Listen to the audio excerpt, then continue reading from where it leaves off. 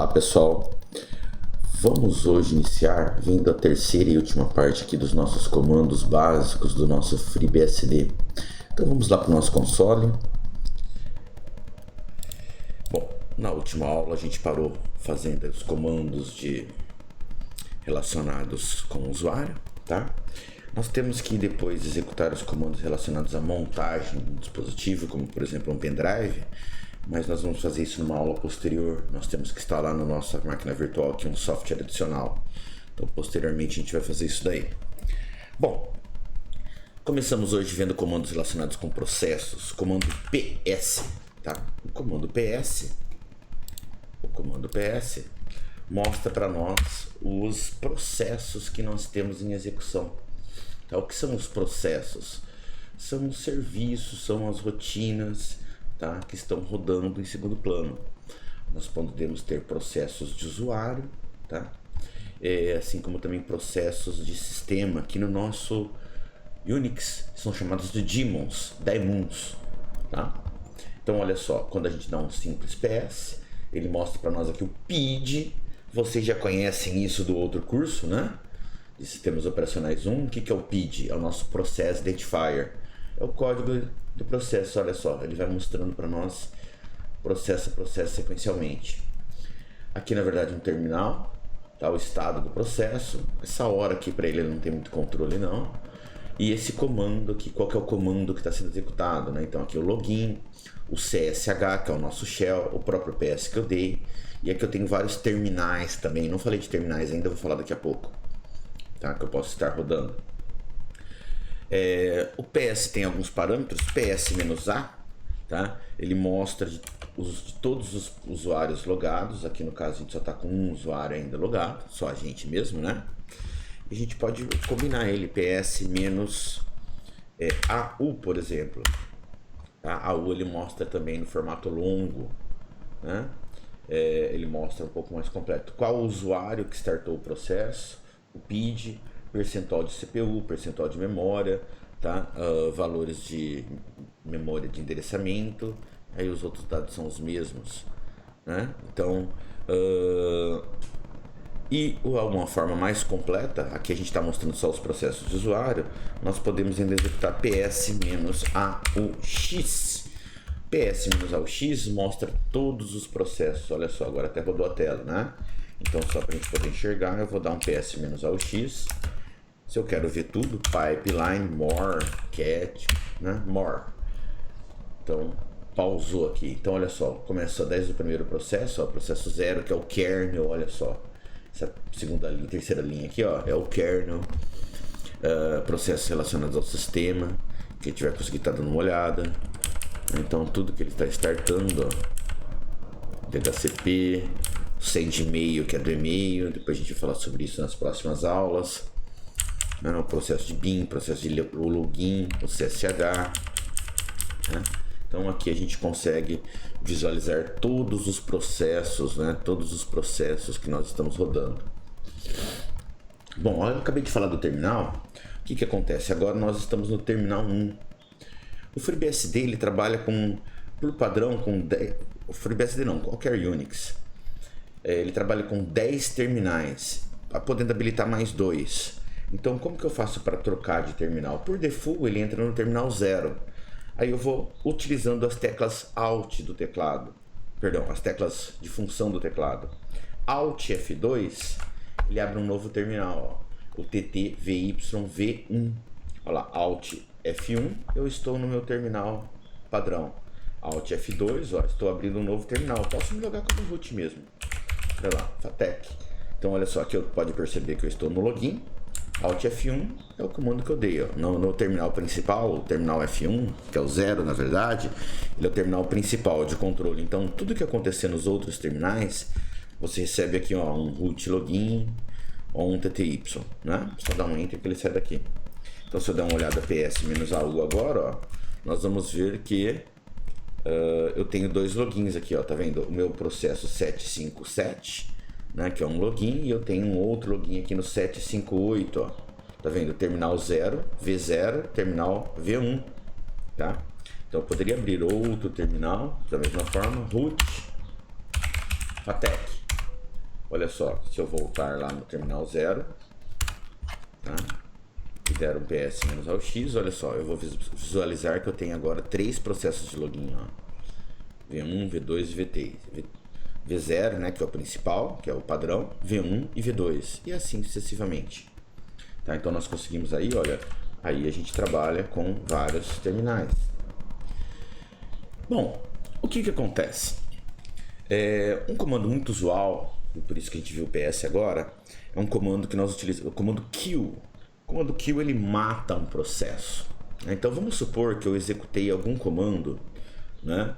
E esse comando deu um pau, eu executei errado, ele travou, né? Ele entrou em loop por alguma coisa, um comando errôneo, né? Então vamos supor, aqui eu estou no meu terminal 3, tá? No F3, que na prática é o V2, né? Tá? Mas vamos supor que eu escrevi VI aqui. VI é um editor de texto, né? Mas vamos supor, só pra gente ver que tá. Então vamos supor que esse cara aqui travou. Ele não travou, né? Mas vamos supor que ele travou, eu não tô conseguindo sair daqui, né? Então o que eu faço? Eu vou abrir um novo terminal. Então voltei lá pro meu terminal 0, tá? PS-AU. Olha lá. Então este cara aqui, ó, o V que eu dei aqui, ó, que ele está no terminal 2, vamos supor, este cara está travado. Então eu fui no outro terminal, abri o outro terminal e vejo qual que é o PID dele, o Process Identifier. Então vim aqui, ó, 807, né? Então o que eu faço? Eu vou matar, eu vou finalizar, na verdade, esse processo, tá? Basta nós darmos um kill -9 e o código do processo, o PID dele, que é, no nosso caso, o 807. Aqui não aconteceu nada. Não aconteceu nada porque, na verdade, eu estava no terminal 3, olha só. Agora eu voltei para o meu... Pronto, ele matou lá, killed.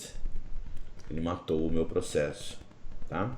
Então, olha só, se eu vim aqui mesmo, PS-AUX, só o... Tá? O que vai acontecer? Se eu pegar este cara aqui, ó, o CSH, se eu der um kill nesse cara, kill 803, então kill -9, 803. Não aconteceu nada, Alexandre. Volta pro terminal 3, ó. Voltei pro login, tá? Voltei pro login. Por que eu voltei pro login? Porque aqui, opa, perdão, aqui, né?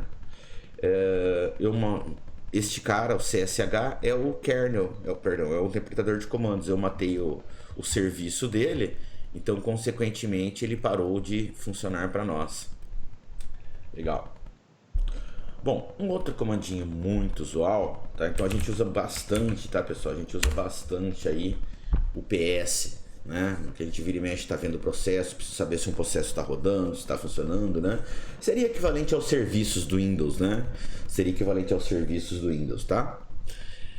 Bom, um outro comando que a gente acaba usando bastante também é o comando find, tá? O comando find, para a gente poder localizar um arquivo. Find, o caminho inicial. Então vamos supor, eu quero procurar a partir da raiz, né? -name, um arquivo qualquer, rc.conf, por exemplo, que é o arquivo de inicialização nosso. Olha lá, ele localizou para mim, ó, a partir da raiz, né? Eu mandei procurar find a partir da raiz. Espera aí que meu mouse tá dando um lag aqui.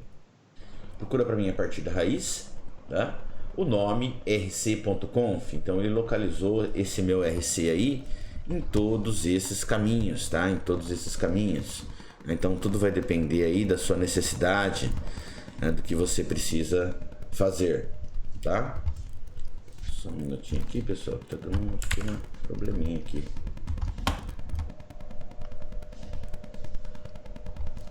Não sei o que aconteceu aqui.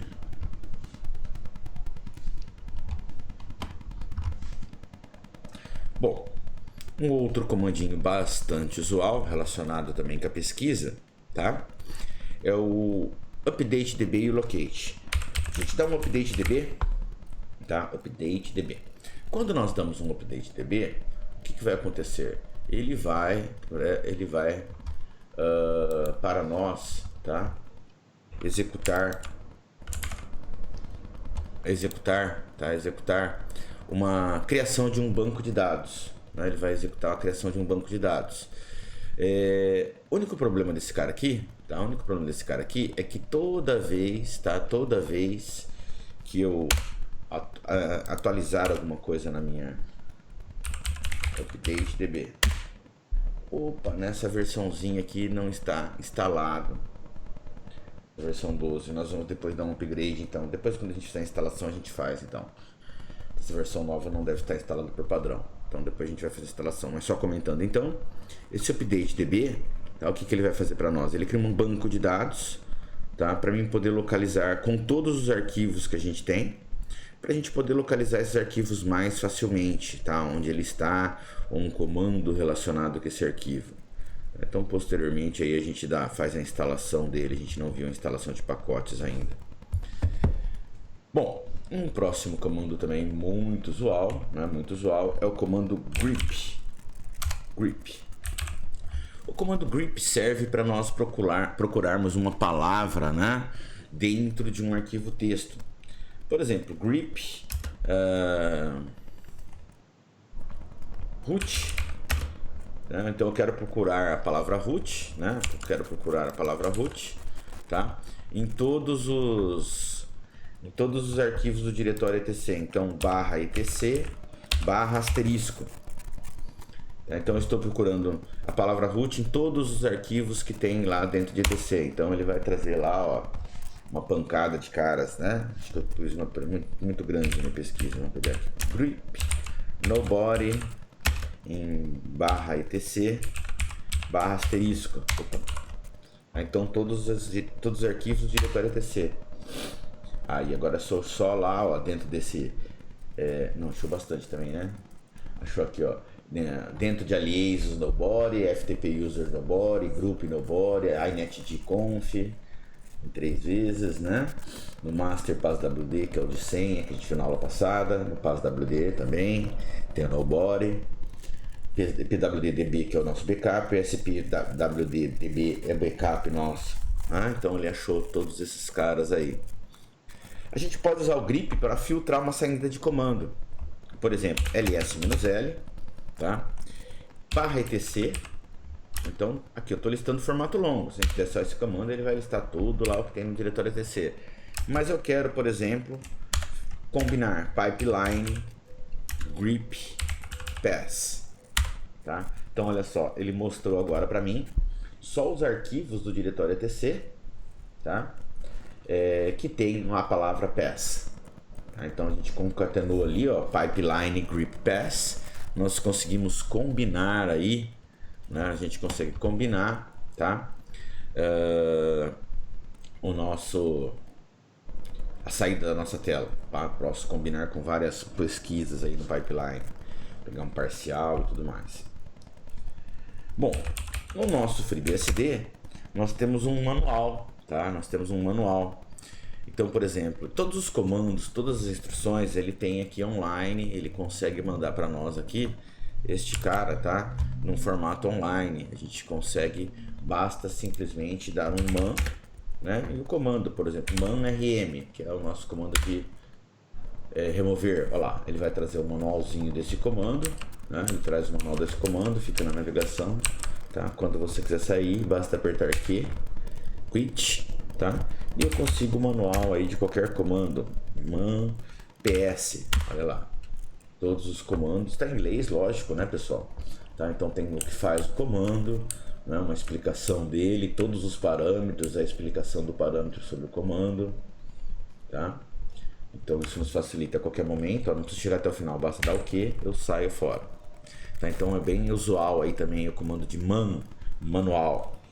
Tá? Basta dar o man e o nome do comando que você deseja. Agora eu posso também gerar uma base de dados dos manuais. Tá? Podemos também gerar uma base de dados manuais. A gente dá um make what this. Make what this. Ele vai demorar alguns segundos ali compilando a base ali para nós, tá?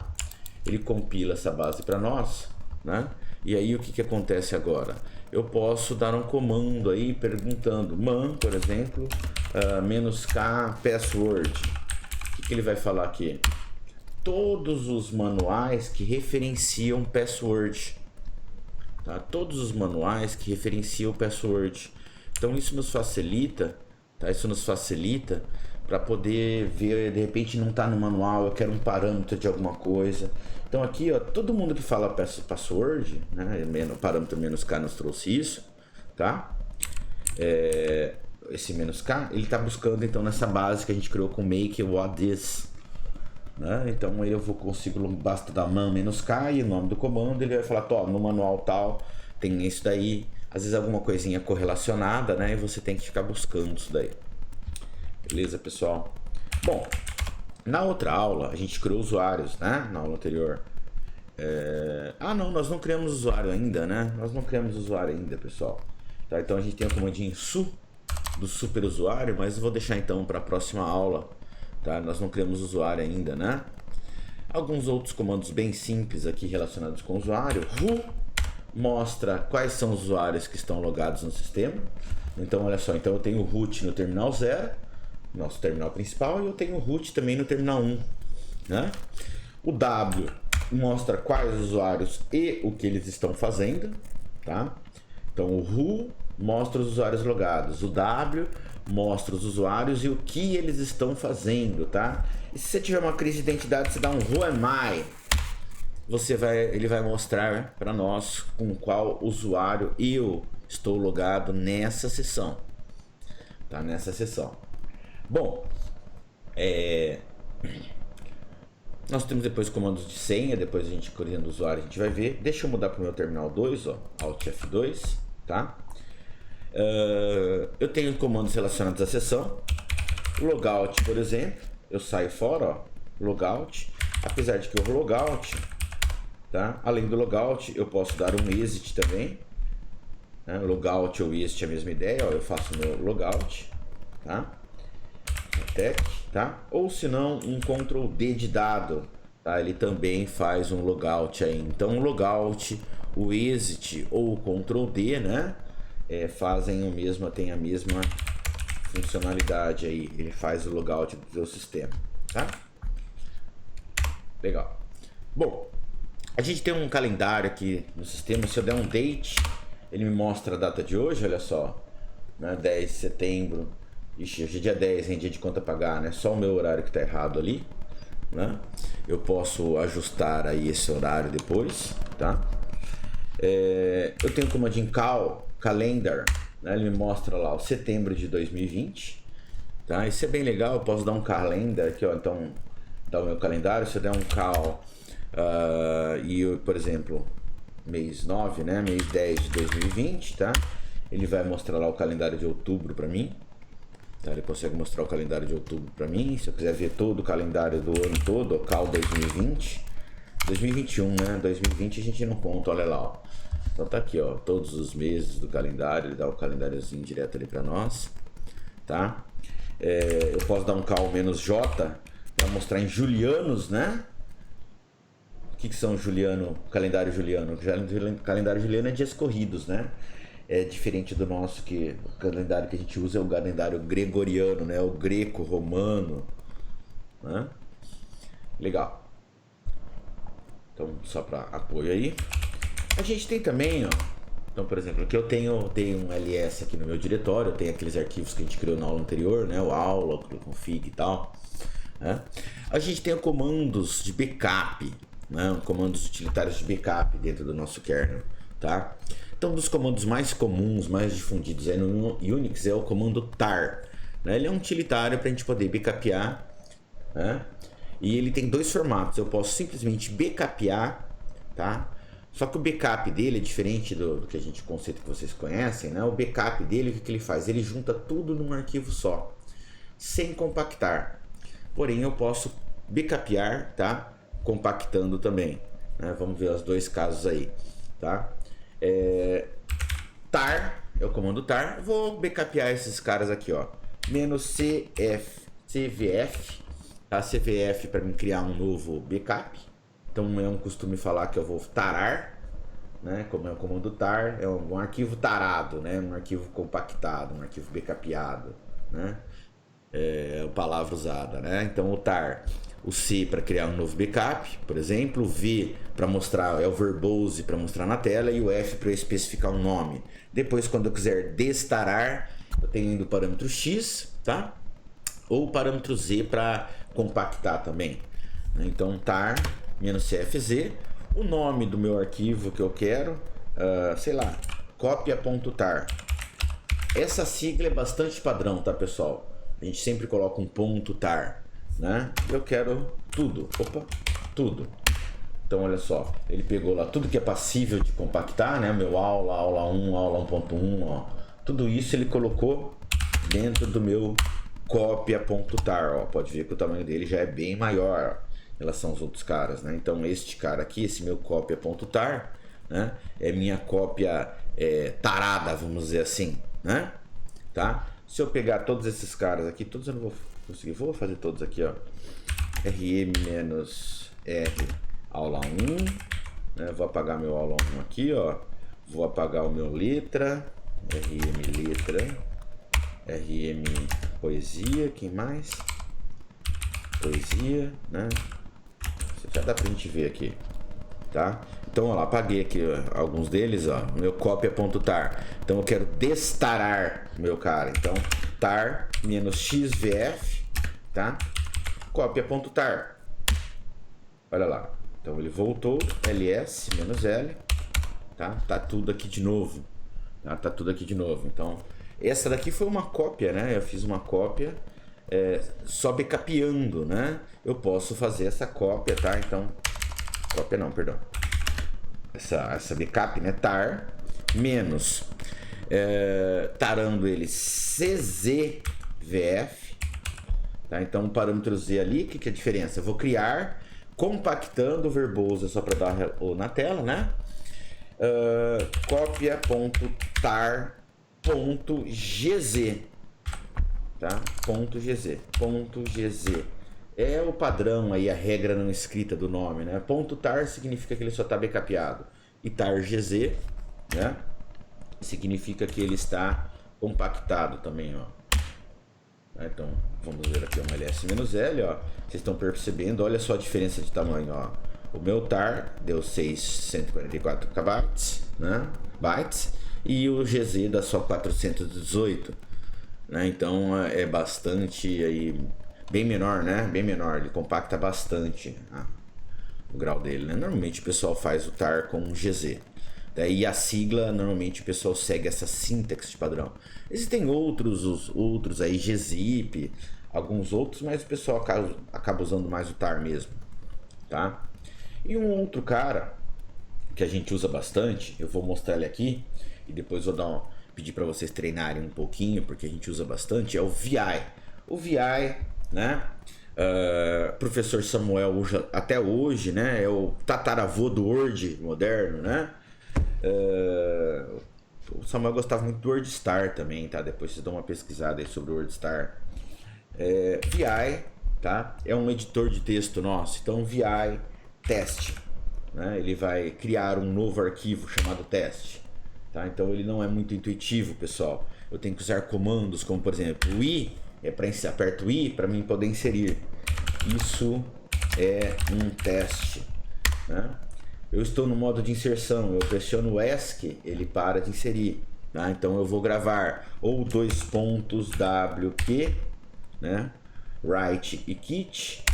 Olha lá, agora eu criei este cara aqui e eu posso editá-lo. Se eu der um VI em teste agora, ele vai entrar naquele arquivo para edição. Eu quero colocar uma nova linha, Alexandre. Eu venho lá com o cursor, navego o cacetinho de cursor, só que eu não consigo escrever, ó. Quando acidentalmente eu apertei o insert, tá? Então aqui eu estou no modo de insert, ó. Apertei a letra I e o insert. Dou um ESC, eu saí do modo de edição, ó. Eu não consigo mais. Opa, perdão. Tá? Olha lá, não consigo mais escrever, tá? Quero apagar uma letra, X. Opa. Delete. Quero apagar toda uma letra, DD. Apaguei toda uma linha, tá? Então lá na nossa apostila, né, lá na nossa apostilinha de comandos, tá? Nós temos lá depois no nosso material de apoio, No finalzinho da página lá, nós temos lá uma tabelinha dos comandos mais usados do VI, né? Então inserir o X para pagar, o DD para pagar uma linha, né? O barra alguma coisa para a gente poder fazer uma pesquisa, barra Xandão, ele vai procurar o Xandão dentro do texto, né? Interrogação Xandão, ele vai procurar, se eu dar um N ele vai repetir o último comando, e assim ele vai fazendo. Y ele copia uma linha, NY copia N linhas, né? 2 pontos WQ, 2 pontos Q, a gente sai dele. Então 2 pontos Q, eu saio sem gravar, ó. 2 pontos Q, exclamação, eu saio sem gravar aí, né? Eu forço a saída dele aí para poder sair sem gravar. Isso daí depois vocês vão dar uma olhadinha lá, vão dar uma treinada logo mais aí. Pessoal, a gente vai ficando por aqui. Espero que tenham gostado desse vídeo. Curte esse vídeo lá, curte esse vídeo, segue o canal, clica no sininho, pessoal. Até a próxima, pessoal. Tchau!